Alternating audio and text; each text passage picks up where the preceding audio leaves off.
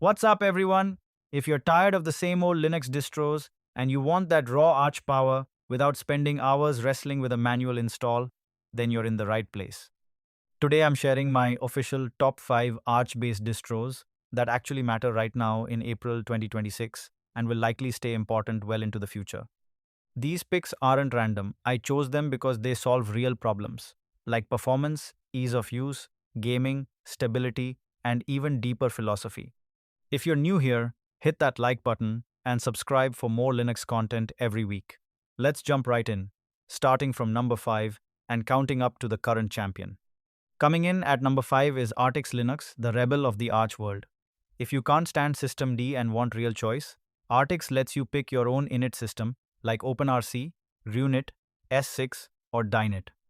It's pure Arch without the systemd baggage, making it super lightweight and perfect for minimalists and advanced tinkerers who love maximum control.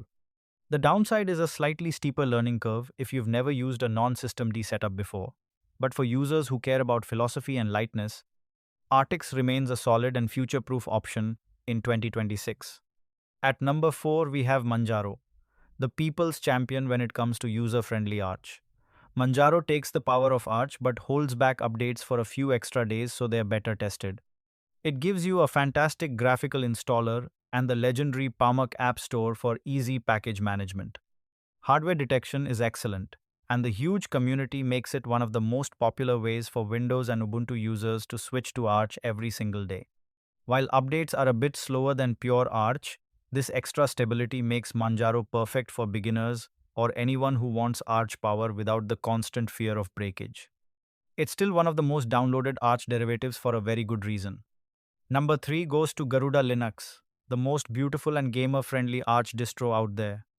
Right from the first boot, you get jaw-dropping themes, out-of-the-box Steam, Proton, Lutris, NVIDIA drivers, and smart performance tweaks. It also includes BTRF snapshots, so you can easily roll back if anything goes wrong. The only real downside is that it can feel a bit heavier on system resources compared to more minimal options. If you're a gamer or someone who loves a premium-looking desktop that feels fun to use, Garuda is still crushing it in every 2026 gaming roundup and makes for some of the best visual footage on camera. Taking the number 2 spot is EndeavourOS, the best gateway drug to real Arch Linux. It's basically Arch with an excellent Calamares graphical installer and a super active, helpful community. You get the official Arch repositories with no weird delays, frequent ISO refreshes, and the freedom to keep it close to vanilla or customize however you like. It does expect you to eventually get comfortable with the terminal, but it removes the biggest pain point, the scary manual install. In 2026, EndeavourOS remains the top recommendation for anyone who wants to learn Arch the right way without unnecessary frustration. And the number 1 spot in 2026 goes to CachyOS. This distro is operating on another level. It rebuilds packages optimized for modern CPUs using x86-64v3 and v4 levels, ships custom kernels with advanced schedulers, and consistently delivers noticeably better real-world performance, especially in gaming on Proton. It feels faster than stock Arch right out of the box, and it's gaining serious traction among power users and gamers with recent hardware. The only minor downside is that its package choices are a bit more opinionated. But if you want Arch that's actually quicker and more responsive, CachyOS represents the future of performance-tuned Arch-based distributions. Before we wrap up, here are some honorable mentions that almost made the top 5 and are definitely worth checking out in 2026. First, Archcraft, the most beautiful minimal rice you'll ever see. It uses lightweight window managers like OpenBox and BSPWM with absolutely world-class theming. It's super fast, snappy, and ideal if you love customizing and ricing your desktop. It's a passionate one-developer project that's still releasing fresh updates regularly. Next is Omarchy, the beautiful, modern, and highly opinionated Linux setup created by DHH, the Ruby on Rails legend.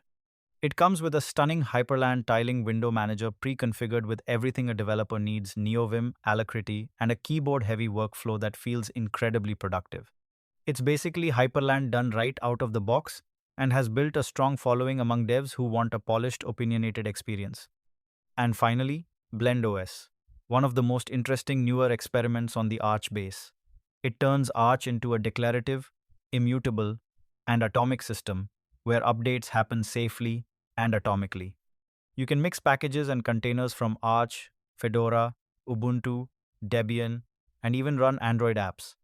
It's gaining attention in 2026 for bringing safer, more modern workflows to the Arch world, especially if you like the idea of Nix-style declarativity without leaving the Arch ecosystem. So, which one should you pick? If you want gaming and beauty, go with Garuda or CachyOS. For the purest learning experience, try EndeavourOS. Need more stability? Manjaro is your friend. Hate systemed? Artix has you covered. Love rising and minimal aesthetics?